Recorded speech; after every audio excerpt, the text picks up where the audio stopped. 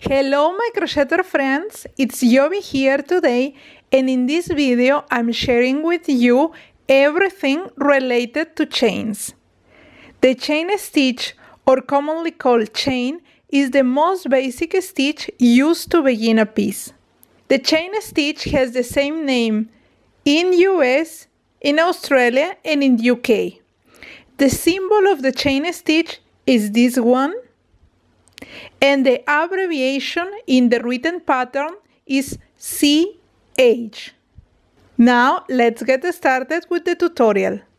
For this we need a slip knot in our hook, then we are going to hold our yarn, and in this position I want to call your attention to two details.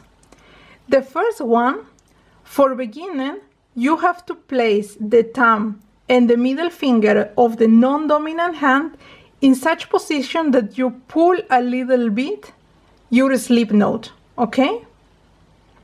And if you feel that this loose end of the yarn is moving too freely and is distracting you, then you can place this in between the ring finger and the middle finger just for the first couple of chains, okay?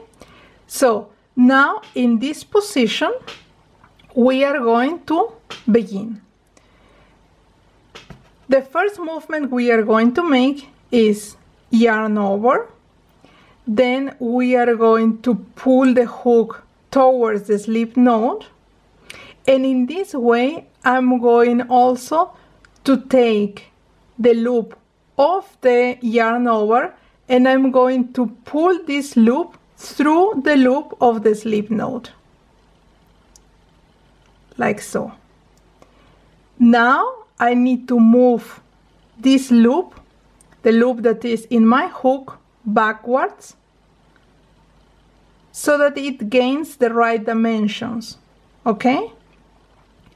And in this position I recommend you to place your middle finger of the dominant hand, to hold this for a second and to move your middle finger and thumb and place it on top of the chain that you have made before. Now you move it back, your middle finger of the dominant hand, and you are going to make the second chain. Again we yarn over, then pull the hook towards the slip knot and then pull the loop of the yarn over through the loop of the previous chain, and then backwards, okay? This is the way how we make chains. When you are making the chain, it might happen that this loop gets too big or gets too small. Your index finger is the one that is going to help you to regulate the tension. So the right size of this loop is the one that allows you to move freely the hook. If it is too tight, okay, like so, then I cannot move really my hook. It feels that there is something there that is not working. Or if it's too loose, I can play too much. So it's just the right size that allows me to move freely, okay? And the index finger is the one that is going to help you to regulate the tension. If you pull this backwards, it tightens.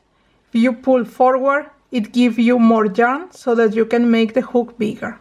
So now I want to show you how to count chains. For this I'm using just a thicker yarn so that you can distinguish better, it looks better in the camera. So when you count chains, this loop, the one that is in the hook, is not going to be counted, okay? And the knot, the last one that corresponds to the slip knot, we should not consider neither.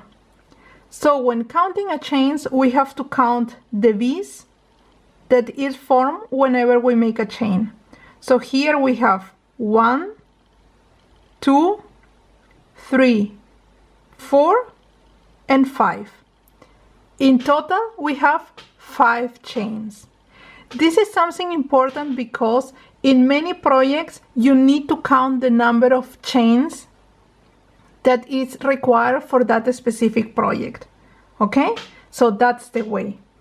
And this, the one that you see here, is the front side of the chain, and if I put it like this, this is the back side of the chain, okay, where we see these little loops here. Okay, in the front side we don't see these loops in the center, but in the back side we can see here these loops. In most works, you are going to work most of the time in the front loop of the chain. This one, the one that is here on top, this is called the front loop. But there are some special projects that ask you to introduce the hook through the back loop of the chain. For observing the back loop, what you have to do is just to twist slightly, and then here you start to see these loops that are from here. You see? These loops are the back loop of the chains. So whenever your pattern indicates to introduce the hook through the back loop, is this one, okay? And in a standard situation, you are going to introduce through the front loop, that is this one. To get the perfect chain with the perfect tension, I will recommend you, as I have mentioned before in the pattern of our pink pattern, that you are moving constantly the thumb and the middle finger, okay? And that you are taking care of the size of this loop. If this is too big, you just pull your index finger backwards, okay? And if it is too tight, like this, it's too tight that I cannot really move, then I just pull it up and move my index finger forward, okay?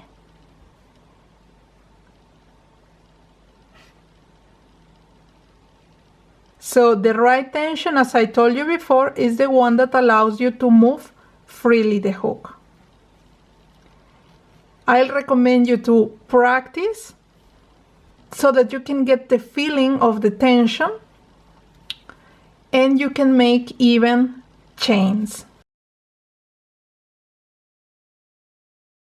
Something additional that I would like to mention is that you constantly move the thumb and the middle finger very close to the last stitch. In this way, while making the chain, you are going to control the tension, but you are also going to avoid that the chain twist, okay?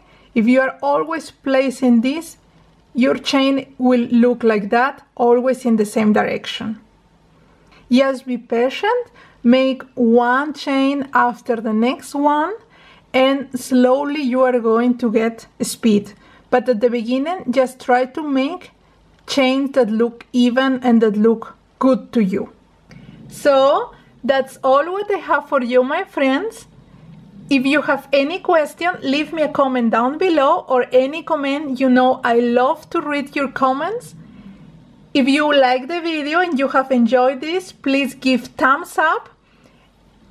And for the moment I said bye.